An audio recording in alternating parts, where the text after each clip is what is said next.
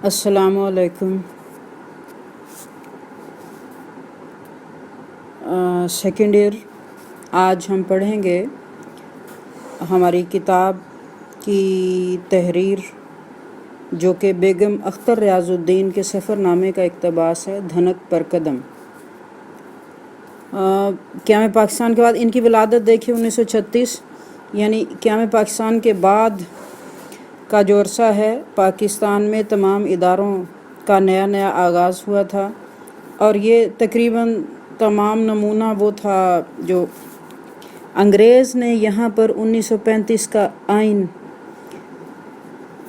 لاگو کیا، اور ہم نے بھی بہت کچھ اسی میں سے اختیار کیا۔ مطلب بات کا یہ ہے کہ پاکستان میں جو ACDC DMG گروپ ہے، یہ سب اسی نمونے پہ ہو رہا تھا، اور ہر چیز ہم نئی کر رہے تھے، سیکھ رہے تھے۔ ہمارے یہاں زیادہ تر سفر نامہ نگار مرد ادیب ہیں۔ بیگم اختر ریاض الدین ایک اس میں اضافہ ہے، ایک خوشکن ہوا کا جھونکا ہے، اور یہ ان کے سفروں کا سبب جو انہوں نے بیرون ملک کیے کہ ان کے میاں DMG گروپ سے تعلق رکھتے تھے۔ عوام کی نسبت ان لوگوں کو زیادہ مواقع ملتے ہیں اس قسم کے، کیونکہ بجٹ سرکاری ہوتا ہے۔ خیر، یہ سفر نامہ بہت ہی خوبصورت ہے اگر کوئی اس کو سمجھے۔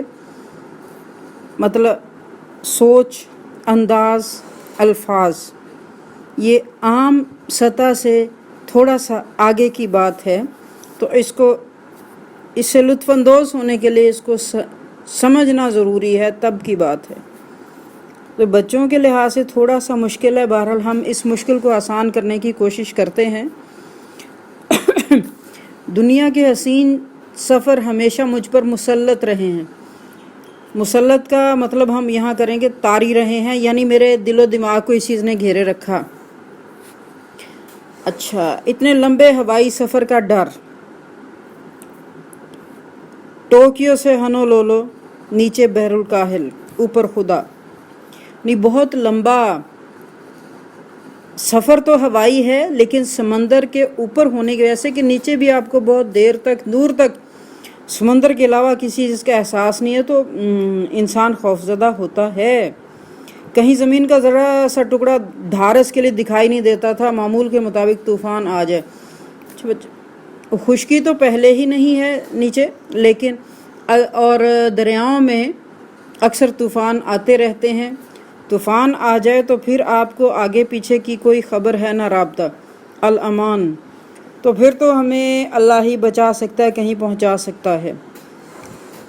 ایک انسانی فطرت ہے، نفسیات ہے کہ خوف یا پریشانی میں سب سے پہلے وہ شاید پیٹ ہی میں داخل ہو کے گھومنا شروع کر دیتی ہے، پیٹ میں ہول اٹھے۔ میرے میاں 3 مہینے پہلے جا چکے تھے۔ اب میاں صاحب جانے کے بعد ان کو بلانے کا بندوبست کر رہے ہیں۔ مراجعت ناممکن تھی۔ مراجعت واپسی ہے، یہاں اس کا مطلب یہ ہے کہ ارادے کی واپسی، کہ میں اب یہ پروگرام ختم نہیں کر سکتی تھی، مجھے باہر صورت جانا تھا کیونکہ میرا شوہر پہلے سے وہاں تھا۔ اوکھلی میں سر دیا، دھمکوں سے کیا ڈرنا۔ جس کام کو ہم شروع کرتے ہیں اس کے جو بھی نتائج آئیں گے وہ تو پھر اس کا حصہ ہیں۔ بوریا بستر باندھا، گھر سمیٹ کر گیراج میں بند کیا۔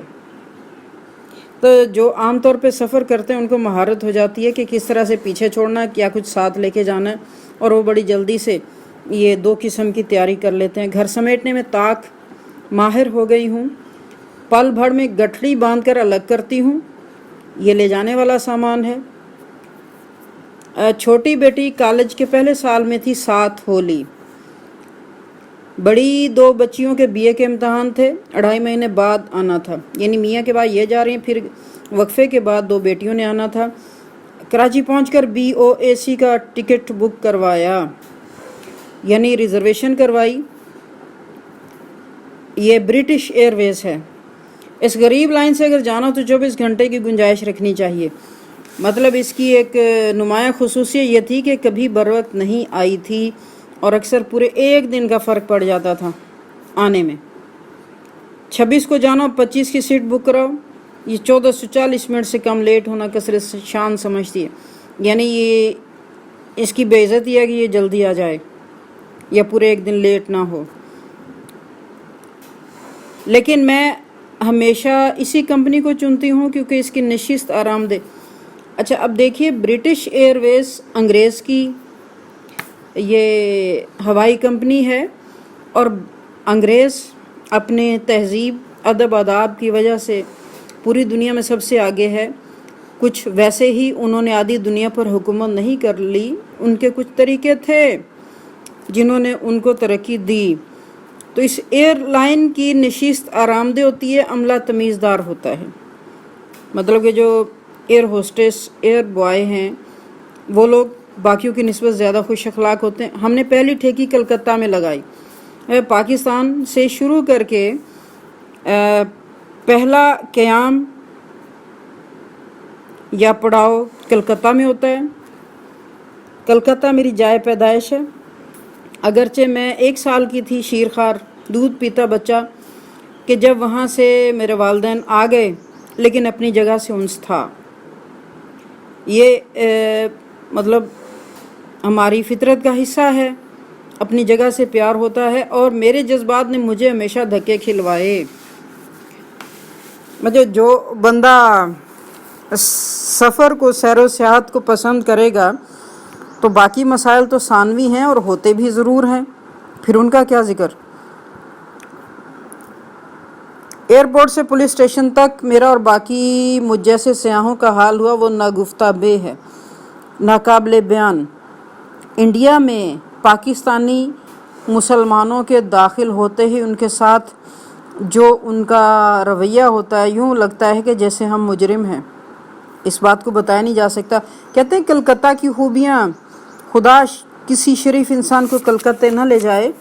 اگر مرزا غالب نے اس میں کچھ دیکھا تو ہندو کسٹم آفیسر بنیا پولیس سے پہلے دیکھا ہوگا. مرزا غالب نے ان کی مغلیہ دور میں بہادر شاہ ظفر کے دربار سے جو پینشن بندھی ہوئی تھی، اس کی دور بدلنے کے بعد اور 1857 کی جنگ آزادی کی مسلمانوں کی ناکامی کے بعد جب دھول بیٹھی، معمول کے کام شروع ہوئے، غالب نے نئی حکومت کے پاس اپنی پینشن کی بحالی کے لیے جانے کا ارادہ بنایا. وہ کلکتہ گئے تھے. تو ظاہر انہوں نے اس سفر کے بارے میں اپنے تاثرات اور اس کا ذکر اپنے خطوط میں کیا. اب کہتے ہیں کہ اس وقت شاید کچھ اچھے حالات ہوں جو انہوں نے تعریف کر دی. آج کل تو یہاں قابل تعریف کچھ بھی نہیں ہے. قصہ کوتا ہم نے جلدی سے جان چھڑائی.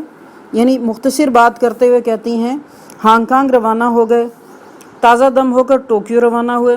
ٹوکیو جاپان کا دارالحکومت ہے. راستہ سخت طوفانی، کمبخت Pan Am American airline کا کھٹارا جہاز 4 گھنٹے لرزتا رہا، ہمیں لرزاتا رہا. یعنی اس سے ہمیں پتہ چلتا ان کا 4 گھنٹے کا سفر تھا. اور جتنی دیر جہاز چونکہ پرانا تھا، پرانی گاڑی کی طرح اس میں سے بیسیوں آوازیں آ رہی تھیں. مسافر تو یقیناً خوفزدہ ہوگا کہ پتہ نہیں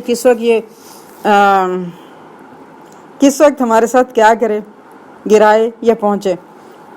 ساتھ بیٹھا جاپانی تاجر تسلی دیتے ہوئے بولا یہ کچھ بھی نہیں ہے. جب ٹوکیو سے ہوائی جاؤ گی، ٹوکیو سے ہوائی، یہ ان کا راستہ ہے جو انہوں نے جزائر ہوائی پہنچنا ہے. یہ ہوائی جہاز ایسے اچھلے گا جیسے چھاج میں گیہوں. کبھی آپ نے گندم صاف کی؟ ہم نے انا للہ پڑھ لیا، ارادہ کر لیا میاں کو ہوائی میں رہنے دیں، ہم ٹوکیو میں واپسی کا انتظار کریں. لیکن خاک چھاننے کا شوق خوف و خطر پر غالب آ گیا. لیکن اندر سے طبیعت تو سیر اور سیر کے ساتھ شوہر سے ملنے کی اس قدر پرشوق تھی کہ ان چیزوں کو ہم نے قابل اتنا نہیں سمجھا. اور پھر ان کے ایک تعلق دار جنرل شیخ بیگم شیخ کی خاطر و مدارات کا مزہ چکھ کر 2 دن ٹوکیو میں ٹھہرے. جل تو جلال تو، یہ سنا ہوگا آپ نے بچوں کو، آئی بلا کو ٹال تو، کہ جو ہو سو ہو، ہم نے جانا تو ہے. جاپان ایئر لائنز میں بیٹھ گئے. हवाई जहाज़ चला तो अल्लाह से गिड़गिड़ा कर दुआ मांगी, या अल्लाह हमारी इज़्ज़त रख ले और खैर से सफ़र पूरा कर दे। मेरे मौला ने मेरी मुराद ऐसी पूरी की कि सारा सफ़र आसमानों में रेशम की तरह सर सर करता गुजर गया। मैंने ऐसे खुशगवार 6 घंटे कभी नहीं गुजारे। देखिए बच्चे, हर किसी का अपना अपना तजर्बा होता है, और साथी मुसाफिर ने जो राय दी उसके बाद ये दिल से डर तो गई, मगर अपने तजर्बे के बाद ये कहती हैं कि ये सफ़र मेरे और बहुत से सफ़रों की निस्बत बहुत ज़्यादा हसीन था, बहुत ज़्यादा आरामदेह था। जैसे आप रेशमी कपड़े को छुएं, जो बंदे के अंदर एहसास आता है, इस 6 घंटे के दौरान मेरे अंदर यही एहसास था कि ये सफ़र शायद इससे भी ज़्यादा हो जाए, ये इतना खूबसूरत है। रात के 10:30 बजे हवाई जहाज़ हवाई के दारुल सल्तनत हनोलोलो में उतरा। मियाँ को तार दे दिया था। बेटा, पिछले ज़माने में जब तक ये फ़ोन वगैरह आम नहीं थे, ये महकमा डाक की तरह से एक तार टेलीग्राम कहीं इतला इस तरह भेजी जाती थी, और मैं वो इतला भेज चुकी थी। जज़ायर हवाई की पुरानी रस्म है देरीना, फूलों के हसीन गजरों से इस्तकबाल किया जाता था। तो मुझे ये अरमान था, यानी दिल में ये बात ज़रूर थी कि 3 महीने से मियाँ यहाँ है, तो कम से कम वो बहुत ज़बरदस्त किस्म के इस्तकबाल के लिए मेरे आएंगे। लेकिन मियाँ रियाजुद्दीन हस्बे मामूल गायब। रात का वक्त मुझे उनका पता भी मालूम नहीं। जनाब बिल्ली की तरह 3 घर तब्दील कर चुके हैं। तो मर्दों की जिस तरह से आदत होती है, कभी घर नहीं मिले तो हवाई की यूनिवर्सिटी फ़ोन किया, ईस्ट वेस्ट सेंटर से पूछो। उन्होंने कहा इतने में टैक्सी वाला आगे बढ़ा, मैं वहाँ तक आपको ले जाता हूँ, तो वहाँ जाके फिर देख लेंगे। हाई राइज हॉस्टल तक पहुँचे। ऊंची ऊंची इमारत, बत्तियाँ जल रही थीं। अच्छा, ये जो ईस्ट वेस्ट सेंटर का जिक्र है, बैरून मुल्क हमें किसी और जगह से कोई एड्रेस नहीं मिल सकता। सफारत खाना, उसके अलावा यूनिवर्सिटी तो ये बाद में पहुँचे हैं।